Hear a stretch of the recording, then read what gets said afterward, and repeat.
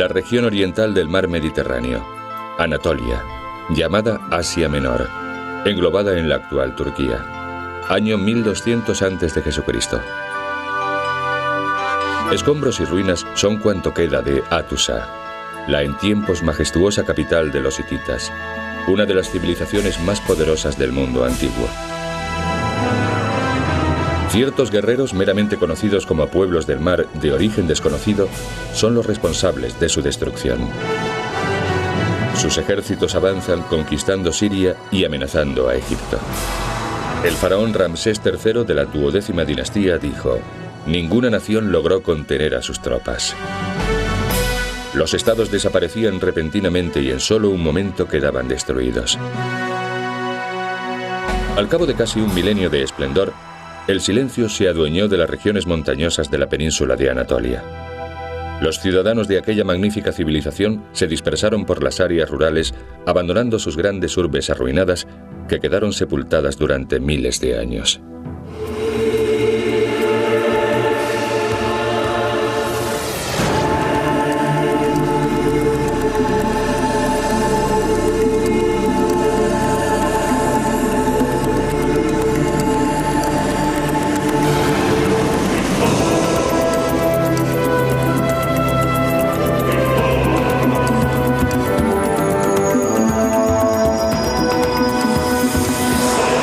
Secretos de la arqueología.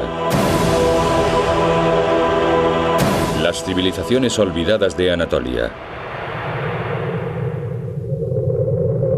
Del inmenso poder acumulado por el imperio hitita antes de su ruina, se conserva un excepcional testimonio en Egipto, el país que fuera su enemigo. Los dos pilares que flanquean la entrada del templo de Luxor junto al Nilo están adornados con escenas de la batalla librada en 1295 a.C. entre hititas y egipcios en Cades, Siria. El gran Ramsés II, el faraón guerrero, aparece luchando sobre su carro, haciendo estragos entre las filas del ejército hitita dirigido por su rey Muwatalli. ¿Quién venció en aquel épico combate? Según este bajorrelieve de Luxor, los egipcios se atribuyen una aplastante victoria. Esta versión de los hechos jamás se puso en entredicho hasta que en las excavaciones arqueológicas llevadas a cabo en las primeras décadas del siglo XX se hallaron algunas ciudades hititas. En la capital del imperio Hattusa se desenterraron más de 10.000 tablillas de arcilla grabadas con caracteres cuneiformes.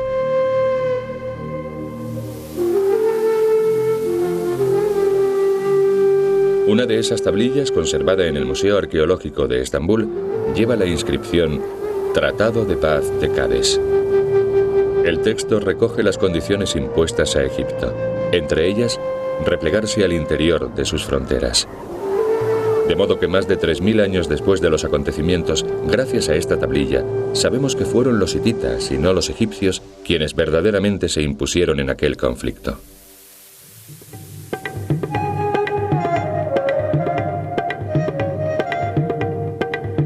A lo largo de los siglos, Asia Menor ha visto florecer numerosas civilizaciones. Tras el ocaso del imperio hitita, la región alcanzó un elevadísimo nivel político y cultural gracias a los colonos griegos que se asentaron en sus costas. Más adelante, bajo el dominio romano, Asia Menor se convirtió en una de las provincias más ricas del imperio. La Turquía de nuestros días fue asimismo la cuna del grandioso imperio bizantino, sucesor del igualmente célebre Imperio Romano de Occidente.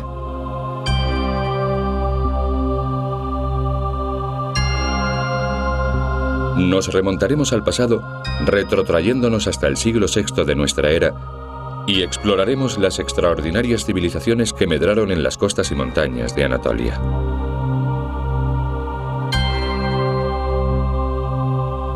Ankara es la actual capital de Turquía. Sin embargo, durante siglos, la principal metrópolis de esta región mediterránea fue Bizancio, más tarde bautizada con el nombre de Constantinópolis y por último con el de Estambul.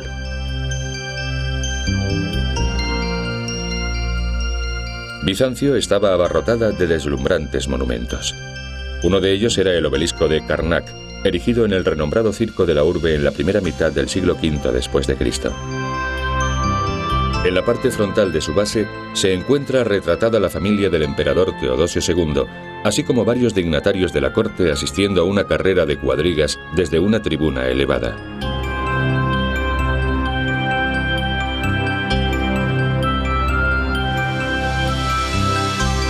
En uno de sus costados se describe el traslado y la erección del propio obelisco.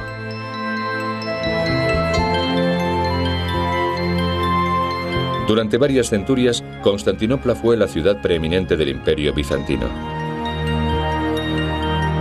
Ostentaba un plan urbanístico moderno y un sinnúmero de instalaciones de todo tipo. En el hipódromo se halla la cisterna basílica de Yerebatán, un gigantesco aljibe subterráneo construido probablemente a comienzos del siglo IV por el emperador Constantino. Debe su denominación al hecho de haber sido ampliado aprovechando la fábrica de la basílica vecina. Lo más excepcional del monumento son sus 336 columnas, que soportan el empuje de la bóveda de mampostería. Sin embargo, el edificio bizantino más emblemático del siglo VI es la iglesia de Hagia Sofía, Santa Sofía, reedificada en su forma actual por el emperador Justiniano. Su fisonomía original quedó alterada a raíz de la invasión otomana.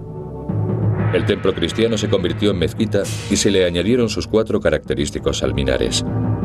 Los espléndidos mosaicos bizantinos cubiertos de yeso en el siglo XVIII se sacaron a la luz en el siglo XX cuando la aljama se transformó en el Museo de Santa Sofía. Santa Sofía simbolizaba la sabiduría divina. A lo largo de los años, los millares de fieles que le formulaban sus ruegos en esta basílica debieron de sentirse llenos de gracia y espiritualidad.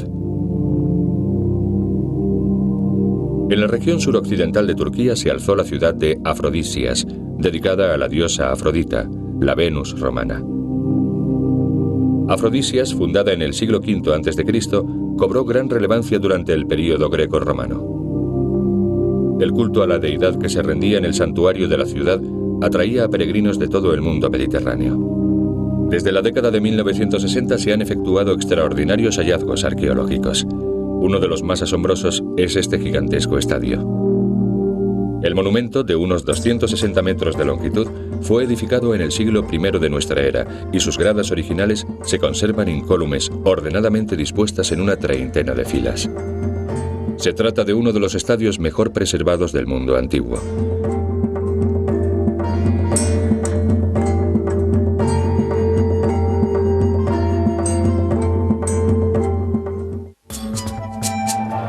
En mitad del casco urbano de Afrodisias se encontraba el Agorá, un área comercial de planta rectangular porticada por 3 de sus lados. Las columnas estaban rematadas por capiteles y arquitrabes decorados que actualmente se exhiben en el jardín del Museo de Afrodisias.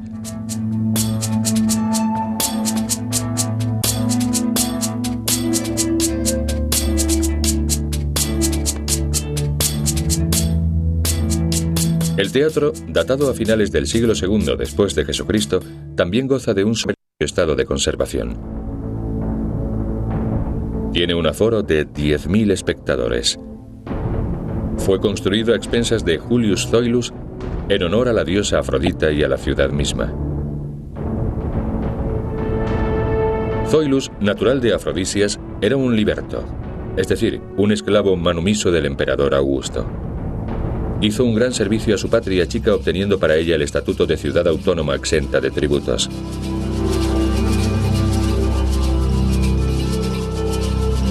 El lugar más sagrado de la población, claro está, era el santuario de Afrodita. He aquí el tetrápilon, por donde se accedía al templo. Originalmente, el tetrápilon estaba compuesto por 4 hileras de 4 columnas cada una. Muchas de ellas, con el fuste acanalado en espiral, aún permanecen in situ y conservan sus gabeletes. Hoy el tetrápilon es un monumento aislado. Sin embargo, en la antigüedad, un complejo arquitectónico y una calzada lo comunicaban con el templo de Afrodita. El santuario de la diosa experimentó una modificación en el siglo I a.C., cuando se le adosaron 8 columnas en los lados cortos y 15 en los largos.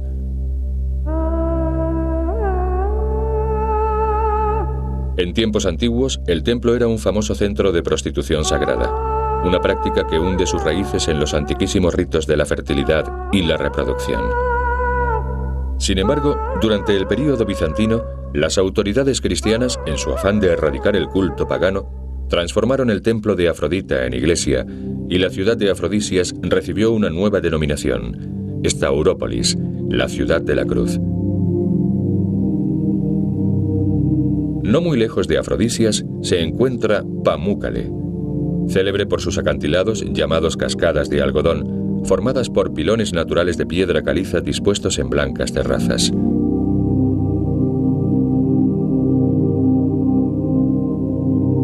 En Pamúcale se encontraba la antigua ciudad de Hierápolis, fundada por el rey de Pérgamo en el año 190 a.C.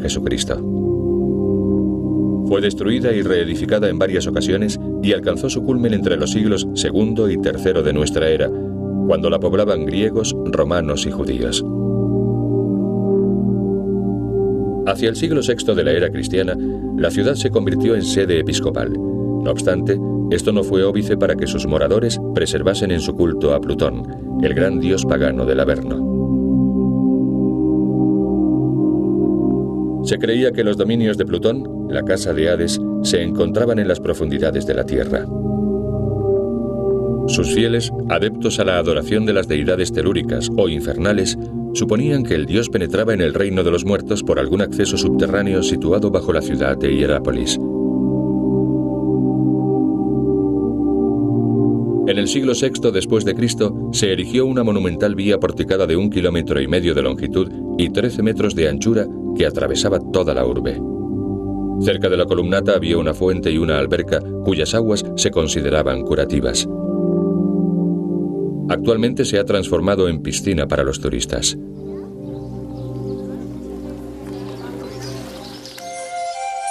El teatro, edificado en el siglo II de nuestra era, se encuentra en tan buen estado que podría seguir utilizándose. Desde 1957, varios equipos de arqueólogos italianos están desenterrando la cavea, compuesta por 26 magníficos graderíos y decorada con relieves marmóreos que narran los mitos de Apolo y Artemisa.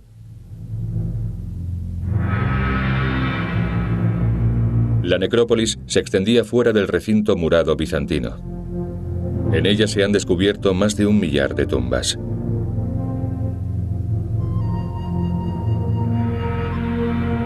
En el centro de la antigua ciudad debió de construirse el santuario de Plutón. Hay quienes piensan que el templo era completamente subterráneo. Posiblemente se hallara en esta caverna que en su época se conocía por el nombre de Cueva del Infierno y los Demonios. Un viajero de la antigüedad escribió: «Cualquier animal que penetre en la gruta muere en el acto». Lo cierto es que por el antro debían de circular gases venenosos. De ser así, ¿cómo es que los sacerdotes de Plutón entraban y salían sin problemas? Posiblemente se habían dado cuenta de que la sustancia tóxica era más pesada que el aire y tendía a acumularse en el suelo de la caverna, donde tan solo podía causar daños a los animales pequeños que se aventurasen en ella. Naturalmente, tan solo una élite de adoradores de Plutón estaba al tanto del secreto. Otra localidad igualmente fascinante es Gordión, o Gordeum, hoy conocida como Arisar-Huyuk, situada a unos 80 kilómetros de Ankara. Gordión era la capital de Frigia, una antigua región de Anatolia que tomó su nombre de los frigios, el pueblo que la habitó a partir de 1200 a.C. aproximadamente. Se sospecha que los frigios fueron uno de esos pueblos del mar que acabaron con el imperio hitita. Los frigios, originarios de Tracia, la zona más oriental de la península balcánica, alcanzaron la cima de su poder en torno al siglo VIII a.C. Los arqueólogos han descubierto los restos de las murallas de Gordión, así como los megarones, las amplias dependencias que constituían el complejo del Palacio Real. En el transcurso de las excavaciones se han desenterrado asimismo piezas decorativas y enseres que hoy se exponen en el Museo de las Civilizaciones de Anatolia, en Ankara.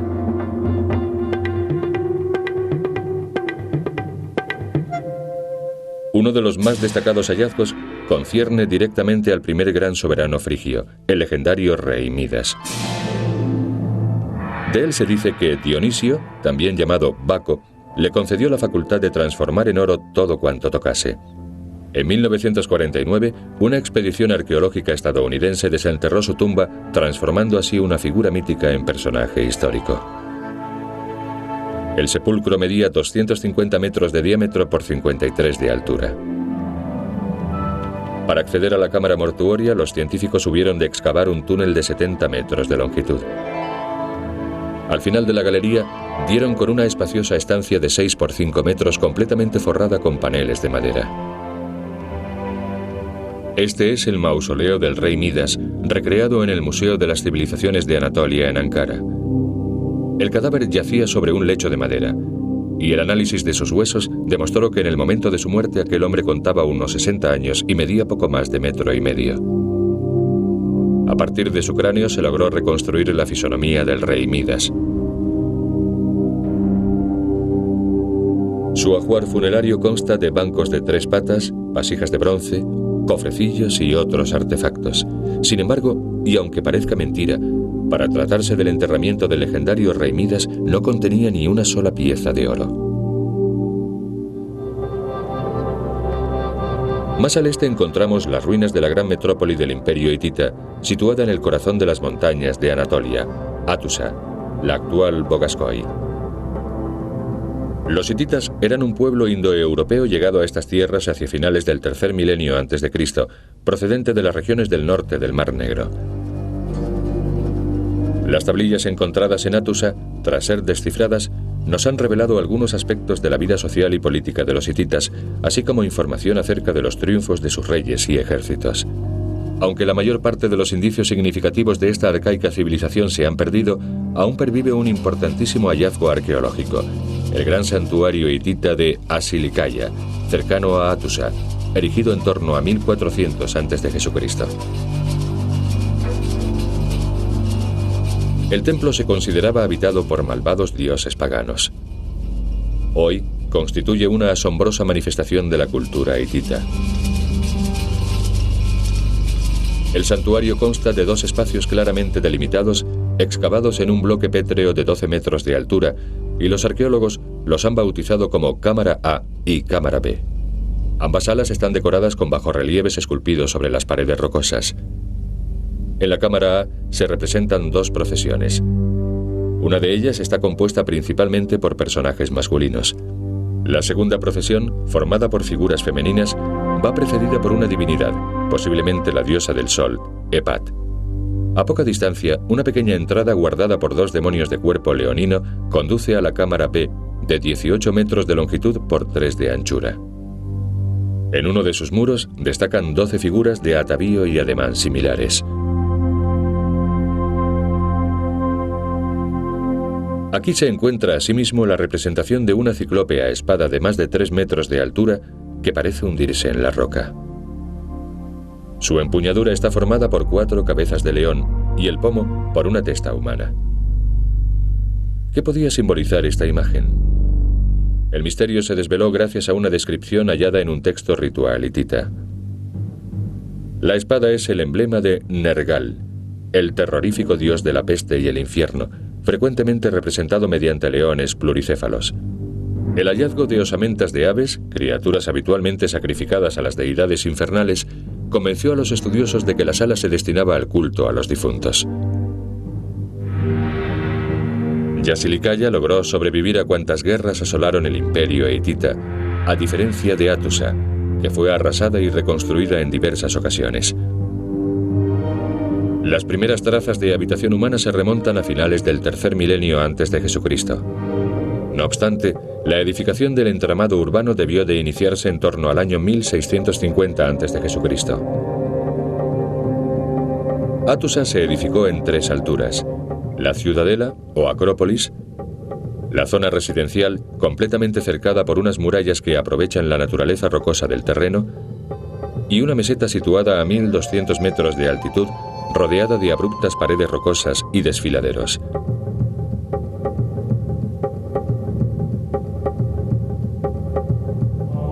El perímetro de la cerca superaba los 5,5 kilómetros. Sobre un fuerte de 9 metros de altura se levantaron unos muros almenados jalonados de macizas torres rectangulares. Este descubrimiento posibilitó a los arqueólogos determinar cómo se había fabricado la muralla. Pero ese fue tan solo uno de los muchos tesoros que se hallaron en este yacimiento. Se descubrió también la Puerta Real o Puerta de los Reyes. 2 torres flanquean la entrada, y las puertas chapadas en bronce contribuían a su mejor defensa. 2 gigantescas estatuas del dios de la guerra dominaban el patio de armas. Esta es una copia. La original se custodia en el Museo de las Civilizaciones de Anatolia, en Ankara.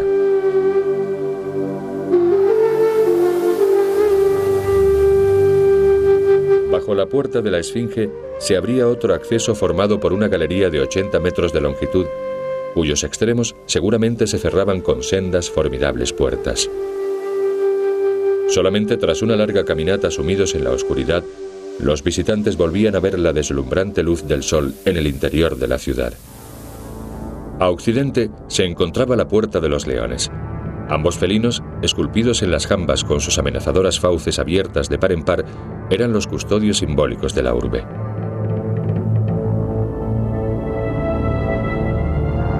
Según se desprende de las excavaciones, la ciudad no se construyó conforme a un plan urbanístico.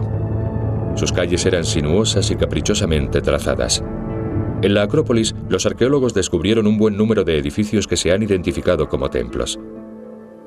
Los grandes sillares que componen su fábrica se encuentran perfectamente alineados, sin espacios entre sí, el mismo método empleado por los incas varios milenios después. En el núcleo residencial, posiblemente la zona más antigua de la población, se alzaba el gran complejo sacro que los arqueólogos denominaban Templo I o Gran Templo. Ocupa un espacio cuadrado de unos 300 metros de lado, partido en 2 mitades por una calle magníficamente pavimentada. El rey Hattusili III ordenó su construcción mediado el siglo XIII a.C. En el santuario se rendía culto a la sagrada pareja compuesta por Hati, el dios de la tempestad y el rayo, y Harina, la diosa del sol.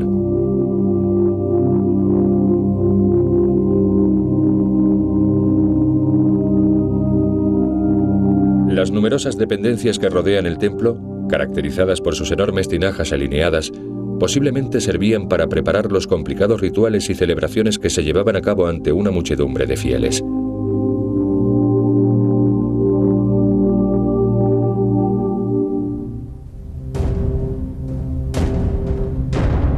Una gran peña, hoy conocida por su denominación turca, Buyukale, dominaba la ciudad. En Buyukale se erguía la ciudadela, y en ella residía el rey. Se trata de una fortaleza natural.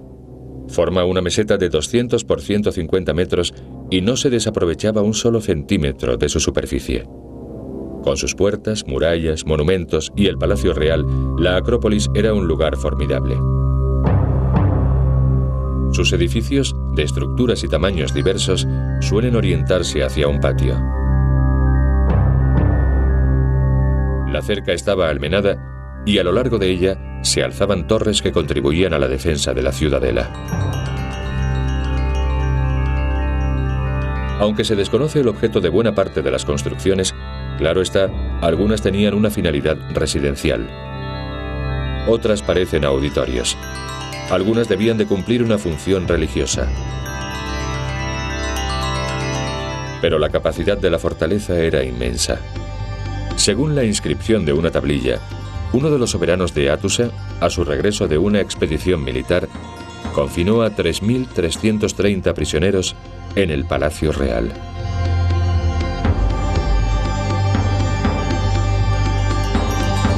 Pero, ¿qué fue de los hititas? Al parecer, cuando sus ciudades quedaron arrasadas, se dispersaron por los campos. Después de los hititas, centenares de ejércitos y pueblos se asentaron o sencillamente estuvieron de paso por las montañas de Anatolia. Dada su situación, era un lugar de paso obligado para los desplazamientos entre Oriente y Occidente. Un antiguo poema acerca del pueblo que habitó esta región dice: «Somos lo que hemos sido. 1000 rostros nos han precedido, y esos semblantes aún se reconocen en 1 millar de miradas».